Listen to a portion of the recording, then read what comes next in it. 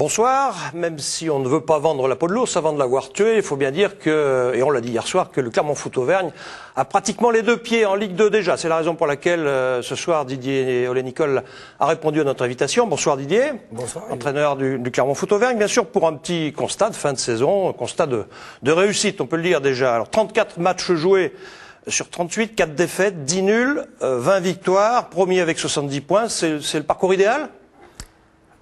Si le championnat se terminait ce soir, effectivement, c'est le parcours idéal. Mais même s'il ne se termine pas ce soir. Pour l'instant, c'est le parcours idéal, puisqu'on a pris 35 points sur les matchs allés, 35 points sur les matchs retour. Et sur une année classique de nationale, on sait qu'il faut 66-67 points sur les 5 dernières années en moyenne pour monter. Donc on devrait déjà être en Ligue 2, mais il y avait un championnat qui était vraiment très serré en tête. Et à 70 points, on n'est pas encore tout à fait en Ligue 2. Alors la 20e victoire, Didier, c'était samedi soir au stade Montpied, 3-0 contre 7. On va revoir les actions décisives de ce match, 7 qui est 8e du national, avec un premier but ici. Déviation de Wejdid sur le corner de Grougy. Et c'est Benoît Lezoignier qui a marqué. Je vous laisse commenter, on va revoir l'action. Oui, mais c'est une situation classique qu'on travaille avec des garçons qui coupent au premier poteau et d'autres qui doivent fermer au deuxième poteau. Tout le monde était bien positionné. On avait décidé de frapper le premier plutôt au sol pour les surprendre un petit peu. Et le deuxième, alors cette fois, faut dire que le gardien Jérôme Yomé, le gardien de 7, est bien malheureux sur ce coup. Heureux pour vous, malheureux pour lui, hein.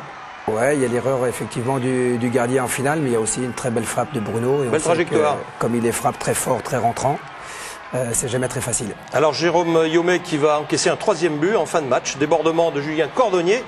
Un centre parfait pour Kamel Wejdid, on va le revoir, qui s'est jeté plein axe là, à la Wejdid quoi. C'est un but d'école avec Julien qui était monté un petit peu plus haut, jouait juste derrière lui depuis quelques temps. Et on sait que sur ces centres-là, l'importance de l'anticipation et de couper les trajectoires, et Kamel a marqué un superbe but. Voilà pour le résumé de cette 20e victoire donc samedi contre 7. Alors on peut regarder un petit peu les tableaux des matchs à l'extérieur et à domicile. Alors d'abord à l'extérieur, vous êtes l'équipe la plus performante, 17 matchs joués, 33 points, 9 victoires, 6 nuls, 2 défaites. C'est là que se trouve la clé de la réussite quand on veut se terminer en tête d'un championnat comme ça pour monter. Oui, certainement, dans la mesure où, comme il fallait avoir beaucoup de points cette saison pour monter, il faut faire un parcours très très fort, à domicile comme à l'extérieur. Et on voit qu'on a 2 défaites, et les 2 défaites c'était sur nos 2 ou 3 premiers déplacements. On avait mal débuté, mais je sentais qu'il y avait déjà un fort potentiel pour bien exploiter les situations de profondeur de contre, et on l'a réussi par la suite. En revanche, une équipe comme Laval qui était ambitieuse au début de saison, qui joue toujours, qui peut toujours espérer jouer la montée, mais qui est mal placée maintenant, n'est que 6e dans le classement à l'extérieur, ce qui fait sans doute la différence. Alors à domicile maintenant, c'est là peut-être que vous avez connu quelques soucis en début de saison, dans la première partie de saison. Vous êtes 3e sur les matchs à domicile. C'est Laval par contre qui est plus performant à la maison. Voilà, on peut juste regretter un petit peu le peu de piétinement qu'il y a eu, disons, en première partie de saison à la maison, si tant est qu'on puisse regretter quelque chose. Oui, c'est tout à fait ça. On a eu 2 ou 3 matchs, les matchs de Paris FC, de Boulogne et 10 heures notamment sur le premier tiers de la saison où on s'est pris un peu les pieds dans le tapis, où pourtant on a marqué à chaque fois 2 buts qui devraient être suffisants à domicile pour faire un résultat, mais où défensivement on n'avait pas encore réglé nos problèmes. Alors vous êtes tout près de la Ligue 2, Didier, quand même ce soir, même si je sais que vous restez toujours prudent, tout le monde dans le club, tant que mathématiquement c'est pas fait, mais en fait dans la tête, hein. Ouais. Oui, effectivement, non, mais on est comment réaliste. On a très avancé depuis le match de Laval, où en gardant Laval à distance ce soir-là, on avait fait un grand pas. Laval qui est à 10 points maintenant, il reste 4 matchs. Voilà, donc il y a 12 points en jeu, on a 10 d'avance. D'ailleurs, ce qui était significatif, c'est bien l'ambiance qui régnait dans les vestiaires samedi soir, après le match contre 7, une ambiance, vous allez le voir, assortie d'un petit sondage à propos de l'entraîneur Didier Olé-Nicole.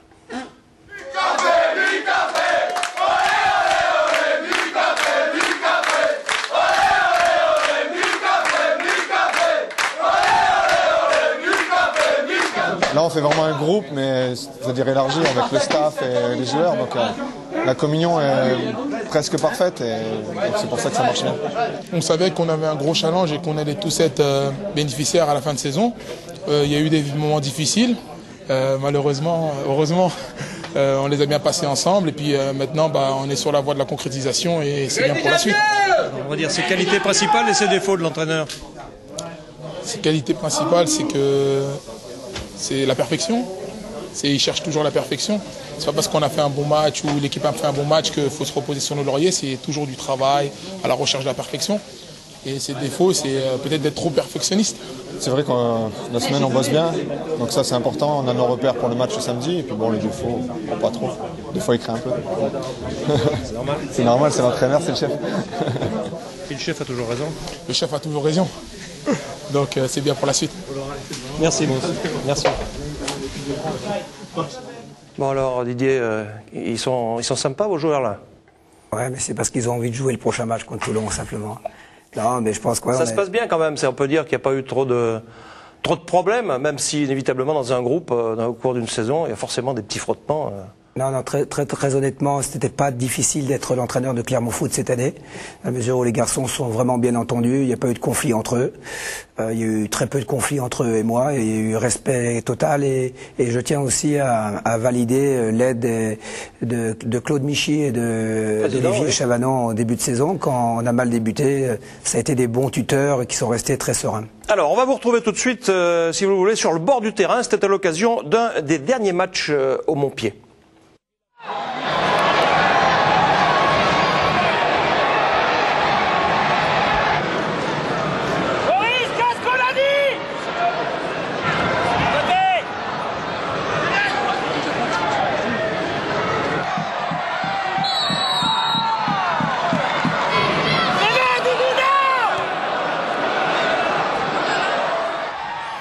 Alors pendant les matchs, Didier Odenicol, on vous voit plus souvent debout qu'à l'abri de la cahute. Il faut que vous soyez vraiment le plus près possible du terrain pour sentir tout. Oui, déjà, je suis plutôt un entraîneur vivant et participatif. J'aime bien être au contact des joueurs toute la semaine à l'entraîneur. Je suis pas un entraîneur qui délègue son travail, donc j'aime bien être au milieu d'eux, au milieu de la mêlée.